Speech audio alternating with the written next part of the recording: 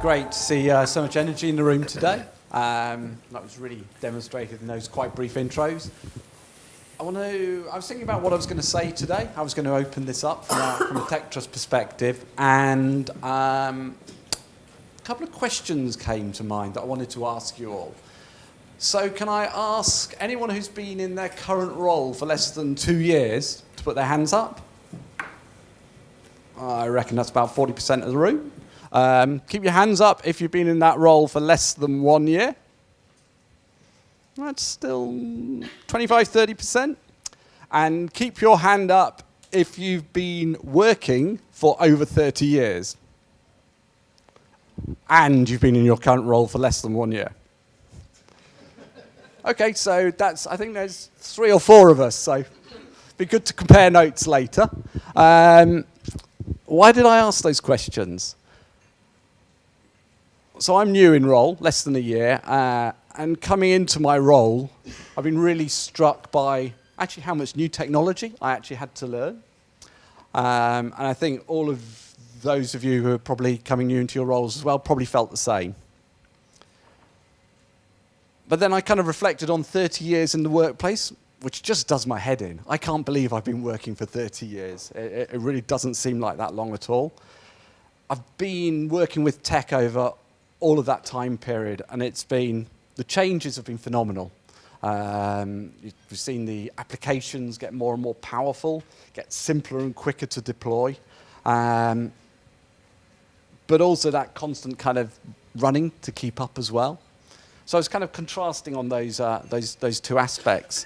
And I think that really provides a strong kind of backdrop to what we're here for today. So we've got, 200 odd people from charities here in the room today. All of you keen to learn more about how digital technology can improve your charity, improve how it operates. And Tech Trust.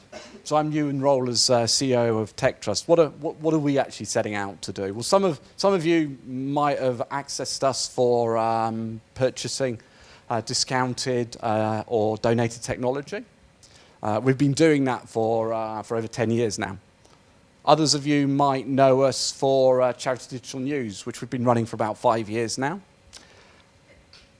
But coming into my role and looking at what we do in Tech Trust, I really wanted to deepen the impact that we can have and do that by providing more information, more guidance, more education to people working in charities. And why did I want to do that? Well, some of you might be aware of the Lloyds Bank Business and Charity Digital Index, where they review kind of like the health of technology and digital and expertise in the sector. That's shown great progress actually over the last few years. Great progress in that now 52% of charities now have what they call basic digital skills. But of course that means 48% haven't got those skills, and those skills are basic. They're not advanced, they are basic. So there's a big job to do to raise the skill levels of the sector, and we're really committed to that here in Tech Trust. And not just helping people get to basic digital skills, but get to advanced digital skills if that's appropriate for their charities. So running events such as this, and we've launched a new webinar series. So we're going to be running in excess of 24 webinars this year, totally free of charge. We'll be doing them at lunchtime. We've already done the first few on cybersecurity and creating a social media calendar, and there'll be more coming up. So I do encourage you to take advantage of that as it's free. Let's turn now to today's event. It was a challenge putting on today's event to kind of work out how we were going to meet the needs of quite a disparate audience. You know, there are charities of many different sizes and people have many different roles in those charities. So we wanted to put together a program that could actually appeal to and help people from all of those different charities and with all of those different roles. So we came up with the idea of 4 streams. So we've got the technology stream, which really looks at the applications, the solutions that underpin the basic operations of charities on a day-to-day basis. We've got the digital stream, which looks a lot more at how charities can promote themselves and engage with their audiences. And then we've got the data stream, really where those two things meet. So how do you actually take the data that you're gathering from your both your back office systems and from your platforms for interacting with the public? How do you actually take that data and use it to help you operate your charities better?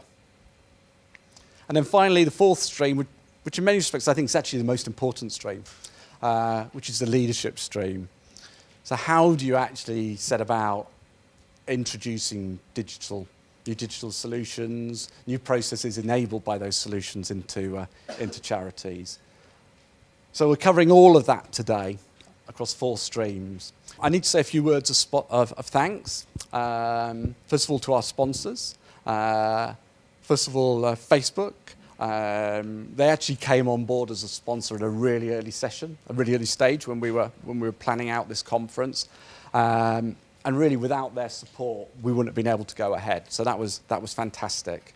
But also the others as well. So we've got Mhounce, Brand IQ, Trillium, the National Cybersecurity Centre, Lightful, Donor, and NetSuite. So all of you, I'd like to thank those, and I'd like to encourage you to visit their stands as well to learn more about what they offer, because they all have solutions and expertise that can add value. I need to also thank the Office for Civil Society. After we'd started marketing this event, we were lucky enough to secure some additional funding from the Office for Civil Society, which enabled us to offer some subsidies and travel bursaries. And that's been really successful, actually, because as a result of that, we've been able to increase the accessibility. So we should have in the room someone who's travelled from Berwick-upon-Tweed, which is about as far away from London as you can get in England.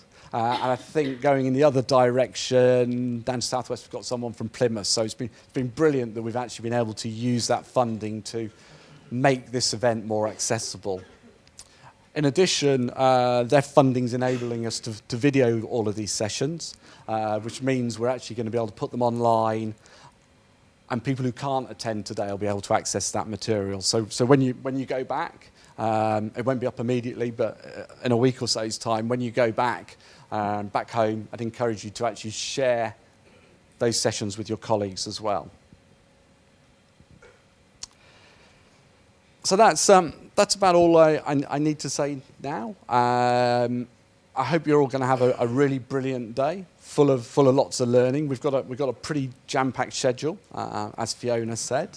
But hope you have a great day, and hope to catch up with some of you in the breaks to actually speak on a one-on-one basis as well. So thank you.